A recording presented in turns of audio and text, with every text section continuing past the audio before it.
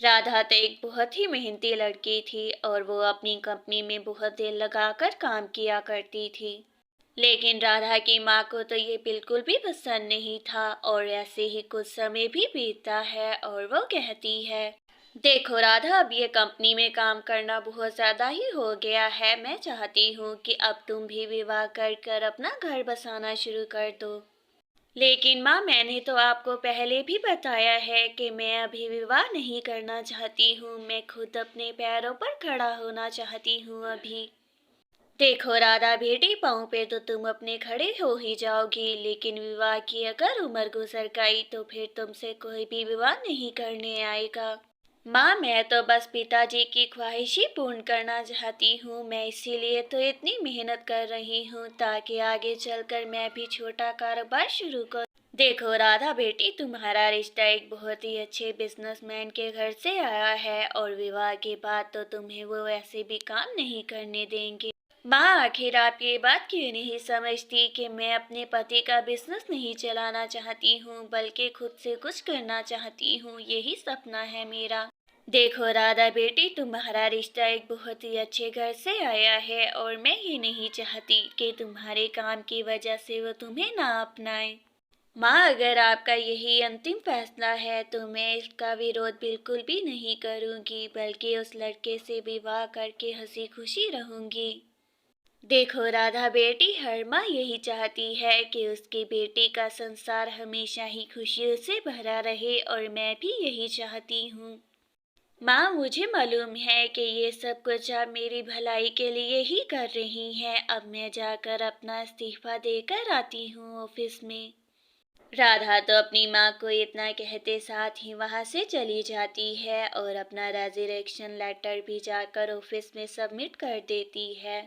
राधा की दोस्त भी ये सब कुछ देख लेती है और वो कहती है, राधा, तुम इस कंपनी में अब काम क्यों नहीं करना चाहती? जहाँ तक मुझे मालूम है तुम्हारा तो सपना था कि तुम इसी कंपनी में काम करो।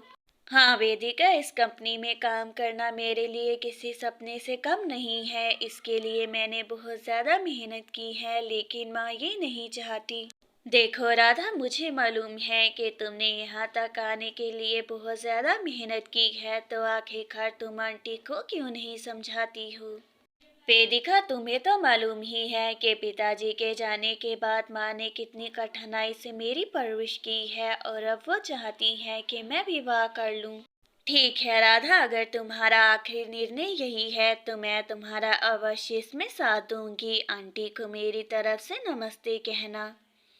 वेदिका जानती थी कि राधा के लिए भी ये फैसला लेना बहुत ज्यादा मुश्किल था। ऐसे ही कुछ समय भी बीतता है और कुछ समय बीत जाने के बाद राधा के रिश्ते वाले घर आते हैं। बहन जी, मुझे तो अपने घर के लिए एक सुशील बहू चाहिए और अगर राधा कहीं बाहर काम करना चाहती है तो फिर इस रिश्ते से मना ही समझें। नहीं नहीं बहन जी, मेरी राधा ऐसी लड़की नहीं है और वो बाहर बिल्कुल भी काम नहीं करना चाहती। आप यहीं रुके, मैं बुला कर लाती हूँ। राधा की माँ तो ये सब कुछ सुनकर बहुत ज्यादा परेशान हो जाती है। देखो राधा, जल्दी से ये साड़ी पहनकर नीचे आ जाओ और अपनी सास को बिल्कुल भी भनक ना होने देना कि तुम कहीं काम करती थी पहले। माँ, अगर आप यही चाहती हैं कि मैं उनके सामने जाकर ये सब कुछ ना कहूँ तो मैं बिल्कुल ऐसा ही करूँगी। आप बिल्कुल भी चिंतित मत हो। राधा की माँ तो उसको इतना कहते साथ ही मेहमानों के पास चली जाती है। ऐसे ही कुछ समय भी बीतता है और राधा भी तैयार होकर अतिथियों के सामने चली जाती है। सबको राधा बहुत ज्यादा पसंद आती है और वो कहते हैं, सविता जी, आपकी बेटी तो बहुत ज्यादा ही सुंदर है। मुझे ऐसी ही बहू अपने बेटे के लिए चाहिए थी, तो इस रिश्ते को पक्का ही समझे आप। बहन जी, मेरी बेटी तो हर काम में ही बहुत ज्यादा सर्वगुण संपन्न है। चाहे फिर वो घर का काम हो या फिर बाहर का ही क्यों ना हो, वो सब कर लेती है। जी जी बहन जी, क्यों नहीं, लेकिन बाहर का काम करने के लिए मेरा बेटा है। मुझे तो बस अपनी बहू घर के काम करने के लिए ही चाहिए। जी जी बहन जी, क्यों नहीं, बाहर का काम संभालने के लिए तो कृष्णा है। मेरी बेटी तो आपके साथ घर रहकर घर का काम ही करवाया करेगी। ऐसे ही कुछ समय भी बीतता है और राधा और कृष्णा का विवाह भी हो जाता है और कृष्णा फिर एक बात नोटिस करता है। राधा, मैं काफी दिनों से नोटिस कर रहा हूँ कि तुम घर में बहुत ज्यादा परेशान रहती हो। अगर माँ की याद आ रही है तो मैं घर ले जाता हूँ। कृष्णा जी, माँ से तो मेरी आज ही बात हुई है और एक बात और है जो मैं आपको नहीं बता सकती। मुझे लगता है आप मुझसे रुष्ट हो जाएंगे। राधा, मैं तुम्हारा अर्धांग हूँ और कोई भी ऐसी बात नहीं है जो तुम्हें मुझसे छुपानी चाहिए। आखिर मैं तुम्हारा पति हूँ, तो फिर तुम मुझे बताओ। कृष्णा जी, मेरे पिता चाहते थे कि मैं अपना खुद का एक बिजनेस शुरू करूं और उसके लिए मैंने बहुत ज्यादा मेहनत भी की, लेकिन फिर ना कर पाई। राधा, तुम बिल्कुल भी चिंतित मत हो। अब तुम्हारा ये सपना मैं पूरा करूंगा। मैं अपनी माँ से अभी जाकर बात करता हूँ, वो जरूर मान जाएंगी। कृष्णा तो सोच लेता है कि अब वो अपनी माँ से बात करेगा। माँ, आपको तो मालूम ही है कि मैं काफी समय से एक भरोसेमंद पर्सनल सेक्रेटरी की तलाश कर रहा था, तो मैं चाहता हूँ कि वो राधा ही बन जाए। कृष्णा, मैं तुम्हारे लिए अपने परिवार के आदर्शों को कभी भी भंग नहीं होने दूंगी। बहू जाकर कंपनी में कभी भी काम नहीं कर सकती है।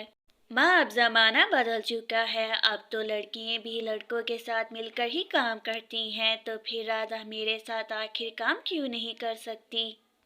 देखो कृष्णा, मुझे मालूम है कि तुम ये सब कुछ किसके कहने पर कर रहे हो, लेकिन मेरी भी एक बात सुन लो कि बहू कहीं भी नहीं जाएगी। राधा को तो ये बात समझ आ जाती है कि उसकी सास उसको कभी भी कंपनी जाने की इजाज़त नहीं देगी। माँ जी, अगर आप नहीं चाहती कि मैं कंपनी जाकर काम करूँ तो आप बिल्कुल निश्चित हो जाएं, मैं आपकी इजाज़त के बिना कंपनी नहीं जाऊँगी। वाह बहू, तुम्हारी क्या बात है। एक तरफ तो मेरे बेटे को मेरे खिलाफ ही तुमने भड़काया है और दूसरी तरफ सती सावित्री बनने की कोशिश कर रही।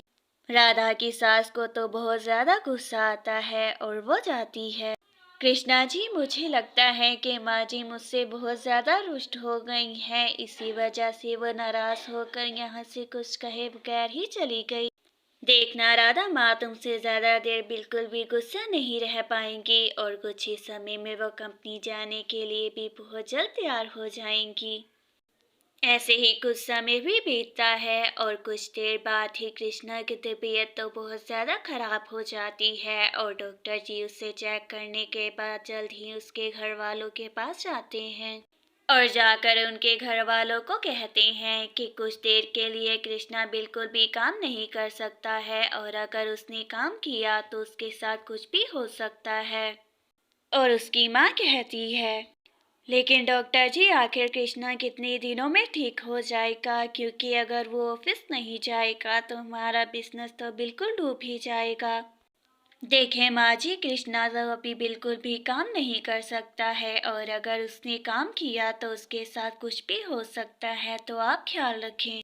जी डॉक्टर जी, आप बिल्कुल भी चिंता मत करें और मेरे बेटे की मंथली चेकअप के लिए आते रहिएगा। मैं अपने बेटे का बहुत ख्याल रखूंगी।